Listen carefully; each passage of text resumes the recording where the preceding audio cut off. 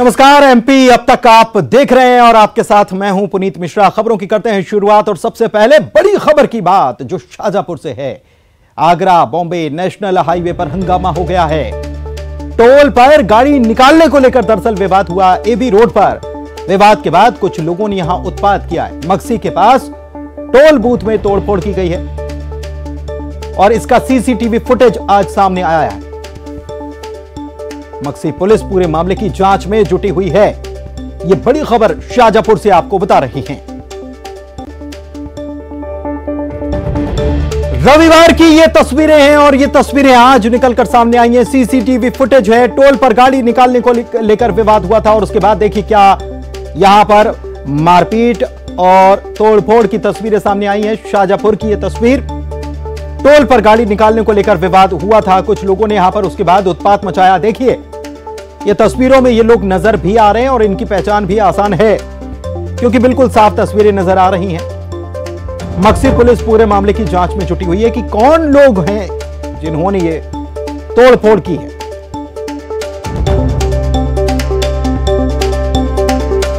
AB road पर ये तस्वीरें देखिए जैसे कैसे बैरिकेड्स को ये तोड़ रहे हैं। वहां पर तोड़फोड़ और हंगामा मचाने की कोशिश कर रहे हैं और ये पूरी तस्वीरें कौन लोग हैं बिल्कुल साफ तौर पर ये नजर आ रहे हैं। एक ने तो चेहरे को ढक रखा रुमाल से, लेकिन बाकी लोग बिल्कुल साफ तौर पर नजर आ रहे हैं कि कौन है ये लोग। बढ़ते हैं आगे। भोपाल में आज शिवराज कैबिनेट की बैठक हुई जिसमें कई अहम फैसलों को मंजूरी मिली। खास बात यह है कि बैठक में आदिवासियों पर सरकार का फोकस भी नजर आया।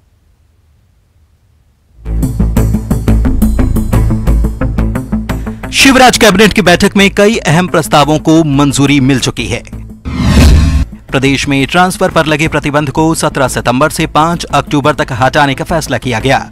वहीं होमगार्ड जवानों के लिए कैबिनेट की बैठक में एक अहम फैसला हुआ है। अब जवानों को 3 साल में से 2 महीने का कॉल ऑफ मिलेगा। बाढ़ बचाव आपदा प्रबंधन के लिए अतिरिक्त 950 स्वयंसेवी होमगार्ड सैनिकों को एसडीईआरएफ में पदस्थ करने का फैसला हुआ है।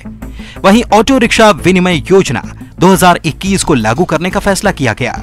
इसमें शहरी और गैर शहरी क्षेत्र में अलग अलग परमिट दिए जाएंगे। अलग अलग रंग भी होंगे। सीएनजी को इससे छूट मिलेगी। पटिया लगाने पर भी प्रतिबंध रहेगा। साथ ही भगवान बिरसा मुंडा स्वरोजगार योजना, टंटिया मामा आर्थिक कल्याण योजना और मुख्यमंत्री अनुसूचित जनजाति विशेष परियोजना वित्त पोषण परियोजना को कैबिनेट ने मंजूरी दी है। ये मध्य प्रदेश की कैबिनेट में जो हमारे होमगार्ड के जवानों में विसंगति थी, वो विसंगति जो 2016 के नियम में थी कि 2 महीने का जो ऑफ मिलता था, कुछ लोगों को 3 साल में 2 माह का था, किसी को 1 साल में 2 माह का था। आज कैबिनेट के द्वारा उस विसंगति को दूर करके 3 साल में 2 माह का उसे कर दिया गया है। बैठक में लाडली लक्ष्मी बालिका प्रोत्साहन संशोधन विधेयक के प्रारूप को शिवराज मंत्रिमंडल ने मंजूरी दे दी। वाले विधानसभा के मॉनसून सत्र में पेश किया जाएगा।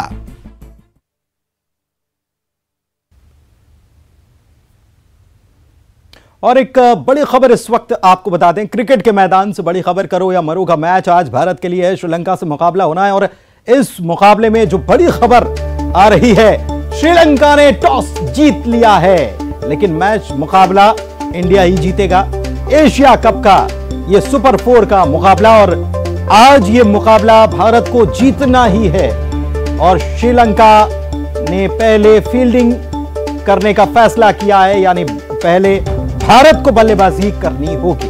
तो एशिया कप का सुपर 4 का मुकाबला श्रीलंका ने टॉस जीता है, मुकाबला टीम इंडिया जीतेगी। इसी इरादे से उतरी है टीम इंडिया। शाम 7:30 बजे यह मुकाबला शुरू होना है और पहले भारत को बल्लेबाजी करने के लिए श्रीलंका ने कहा है कि टॉस जीता है और पहले गेंदबाजी करने का फैसला किया।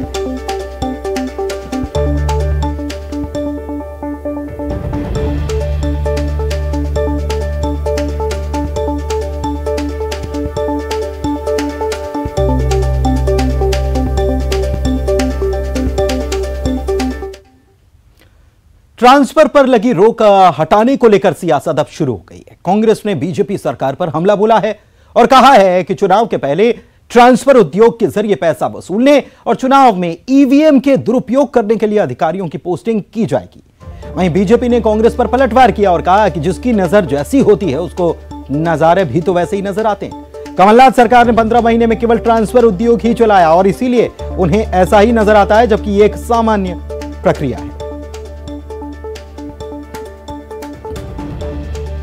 कार की विदाई में मात्र 1 साल बचा हुआ है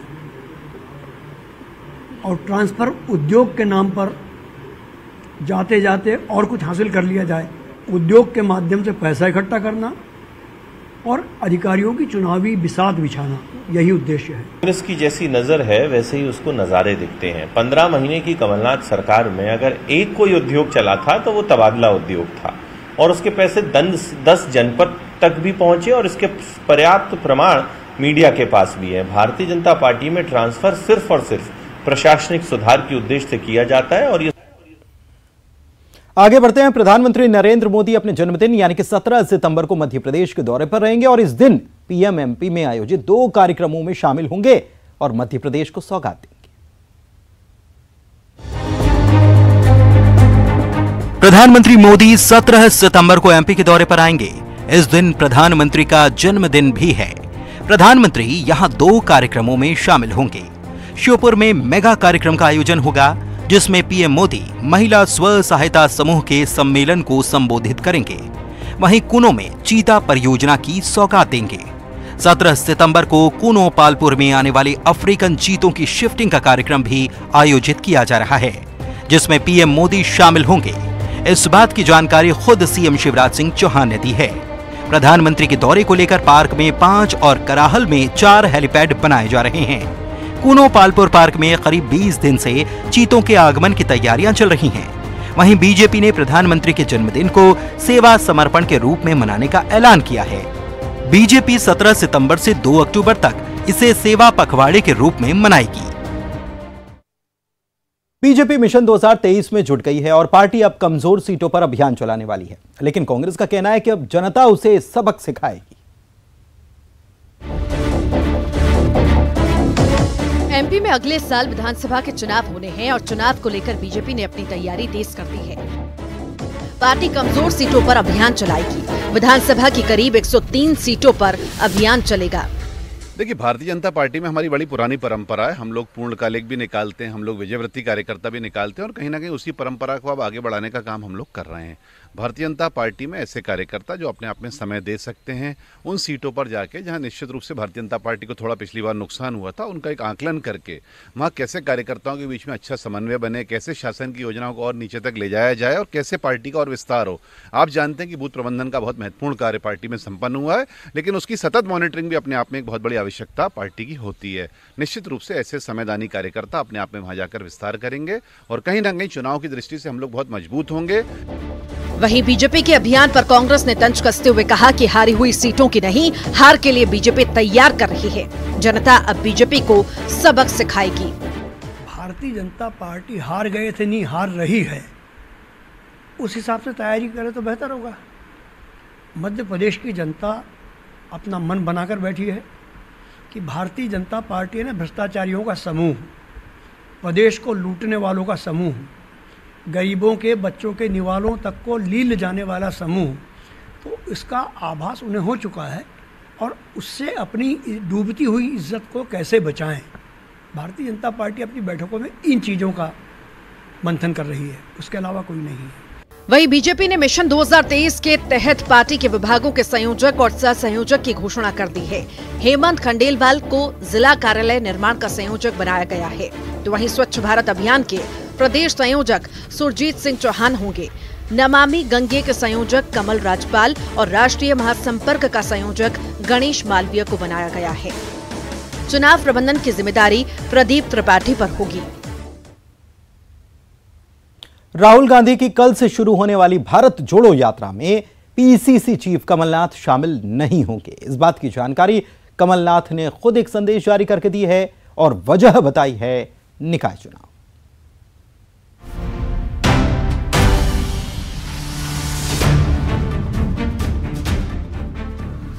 कांग्रेस नेता राहुल गांधी की भारत जोड़ो यात्रा कल यानी 7 सितंबर से शुरू होगी। कन्याकुमारी में यात्रा के शुभारंभ के अवसर पर कमलनाथ नहीं पहुंचेंगे। कमलनाथ के प्रतिनिधि के तौर पर नेता प्रतिपक्ष गोविंद सिंह शामिल होंगे। इतना ही नहीं, भारत जोड़ो यात्रा के एमपी में एंट्री के बाद भी कमलनाथ इस यात्रा में शामिल नहीं होंगे। इसको लेकर कमलनाथ ने एक संदेश जारी किया है।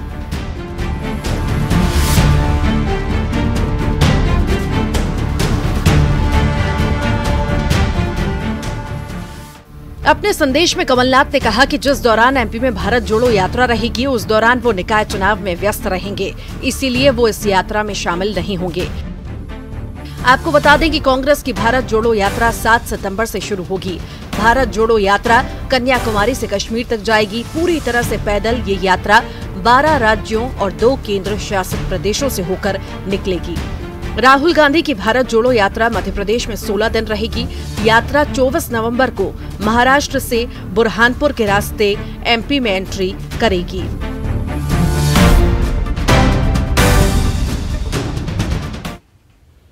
कांग्रेस की भारत जोड़ो यात्रा पर गृह मंत्री नरोत्तम मिश्रा लगातार हमलावर बने हुए हैं और एक बार फिर से उन्होंने कांग्रेस नेता राहुल गांधी को चुनावी हिंदू बताया है।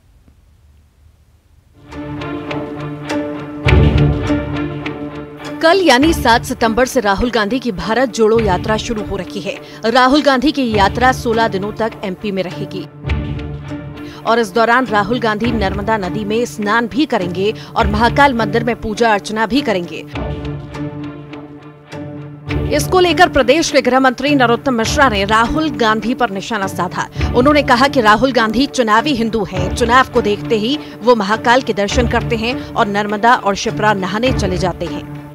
चुनावी हिंदू हैं वो, इच्छाधारी हिंदू हैं। जैसे ही चुनाव आता है वो ये सब करने लगते हैं।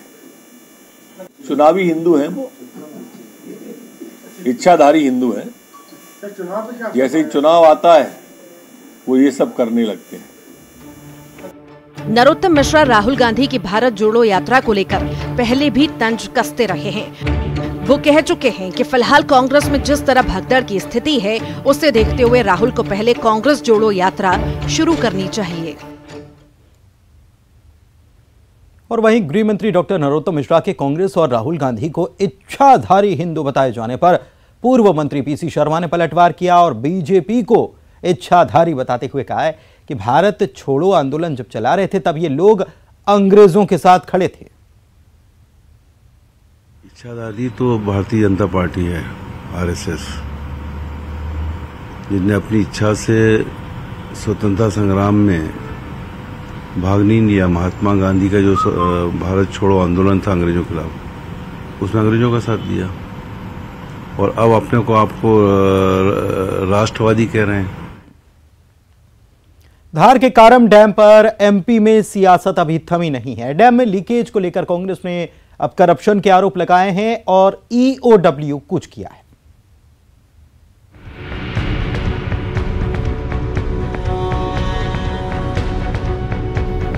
एमपी में कारम डैम लीकेज मामले पर सियासत जारी है। कांग्रेस ने डैम के निर्माण में भ्रष्टाचार का आरोप लगाया है और इसकी शिकायत लेकर कांग्रेस ईओडब्ल्यू के ऑफिस पहुंची है। कांग्रेस के प्रतिनिधिमंडल ने ईओडब्ल्यू दफ्तर में डीजी को ज्ञापन सौंपा, मामले की जांच की मांग की। कारम डैम में जो भ्रष्टाचार हुआ है, जिस तरीके से घोटाले हुए हैं और जो एजेंसीज थी उनने जिस तरीके से घोटाला किया है, हमारी मांग जो हम आए हैं आज करने वो हमने दिया है उनको और ईओडब्ल्यू से हमने मांग करी है कि ये जल्द से जल्द इस भ्रष्टाचार का खुलासा करें, क्योंकि ये अगर ये घोटाला खुलेगा नहीं तो आगे मध्य प्रदेश की सरकार आगे और बढ़कर भ्रष्टाचार करेगी। आपको बता दें कि धार के कारम डैम में लीकेज की वजह से कई गांवों पर खतरा मंडरा रहा था। अधिकारियों और कर्मचारियों ने दिन रात मेहनत कर इस खतरे को टाल दिया। वहीं सरकार ने इस मामले में एक्शन लेते हुए 8 इंजीनियर्स को सस्पेंड किया था। साथ ही बांध निर्माण में लगी कंपनी को ब्लैकलिस्टेड कर दिया था। तभी से कांग्रेस डैम के निर्माण में धांधली का आरोप लगा रही है और मामले की जांच कराने की मांग कर रही है।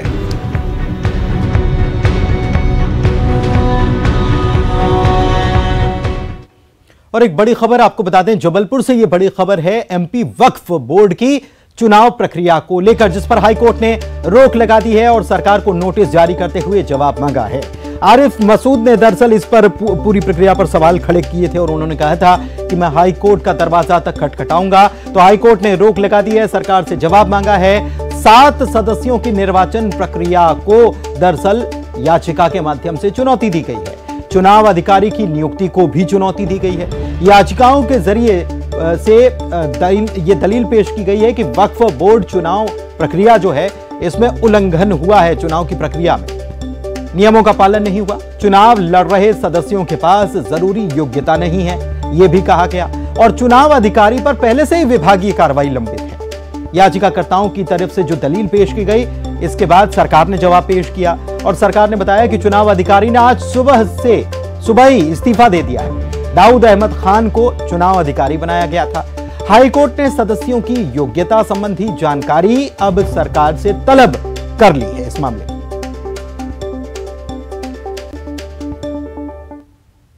एमपी के संविदा स्वास्थ्य कर्मियों ने भोपाल में प्रदर्शन किया और मांगे पूरी होने तक धरना जारी रहने की बात कही।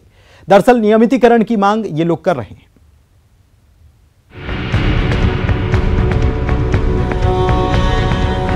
राजधानी भोपाल में प्रदेश के संविदा स्वास्थ्य कर्मचारियों ने अपनी मांगों को लेकर प्रदर्शन किया। राष्ट्रीय स्वास्थ्य मिशन के दफ्तर के बाहर प्रदर्शनकारी कर्मचारी धरने पर बैठ गए। मांगे पूरी होने तक धरना जारी रखने की बात कही।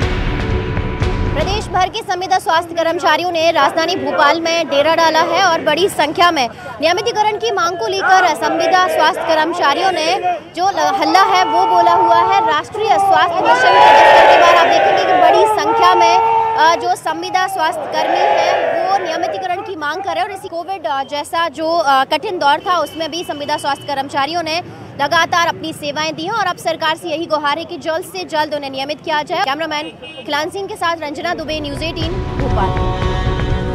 धरने पर बैठे संविदा स्वास्थ्य कर्मी निष्कासित कर्मचारियों की बहाली की मांग कर रहे हैं और इस धरने में प्रदेश के तमाम जिलों के संविदा स्वास्थ्य कर्मचारी पहुंचे हैं। प्रमुख मांगे हैं कि सभी संविदा कर्मचारियों को नियमित किया जाए और 5 जून 2018 को माननीय मुख्यमंत्री जी के द्वारा जो नीति लागू की गई, जो कई विभागों में लागू हो चुकी है, उसको तत्काल लागू किया जाए और मिशन के लोगों को लाभ दिया जाए। आपको बता दें कि अपनी मांगों को लेकर संविदा स्वास्थ्य कर्मी धरने पर बैठे हैं। धरना दे रहे कर्मचारियों का कहना है कि जब तक उनकी मांगे पूरी नहीं होती तब तक उनका आंदोलन जारी रहेगा।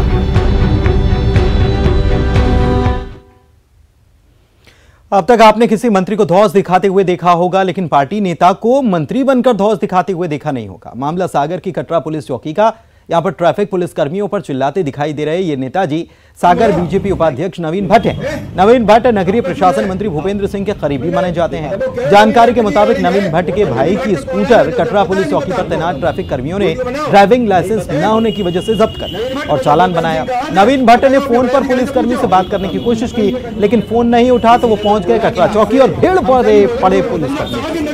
बीजेपी नेता नवीन भट्ट वीडियो में पुलिसकर्मियों को हड़काते हुए सुनाई दे रहे हैं और कहते हैं कि मुझे जानते नहीं हो, मैं यानी भूपेंद्र सिंह अपने बड़े अधिकारियों से शुरू कर दिया, ये कॉर्पोरेट है क्या? आपने फोन में बात कर। और जबलपुर से खबर आपको बता रहे हैं, 27% ओबीसी आरक्षण मामले की खबर है। हाईकोर्ट में सुनवाई के क्षेत्राधिकार का प्रश्न उठाया और हाईकोर्ट ने सरकार से सुप्रीम कोर्ट में पेंडिंग याचिकाओं की जानकारी तलब कर ली है। ओबीसी आरक्षण पर लंबित 3 याचिकाओं का स्टेटस बताने का निर्देश दिया गया है। जवाब आने पर मामले पर अगली सुनवाई होगी। 13 सितंबर को अगली सुनवाई तय की गई। आगामी त्योहारों को देखते हुए इंदौर में किसी भी संभावित खतरे से निपटने के लिए मॉक ड्रिल की गई। ये मॉक ड्रिल इंदौर के 2 अलग-अलग थाना इलाकों में की गई, जहां पर एक तरफ पुलिस उपद्रवियों से निपटने के लिए आंसू गैस की गोले छोड़ रही थी, लाठीचार्ज किया जा रहा था। दूसरी ओर आतंकवादियों से निपटने के लिए मॉल में भोपाल एटीएस और बीडीएस दाखिल होती है। हथियारों से लैस बम निरोधक दस्ता यहां मौजूद, इसे देखकर लोग भी चौंक गए।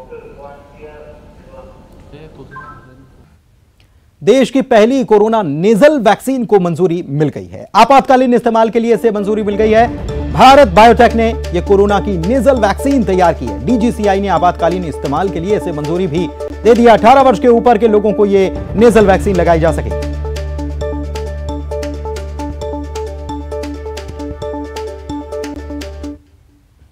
और आइए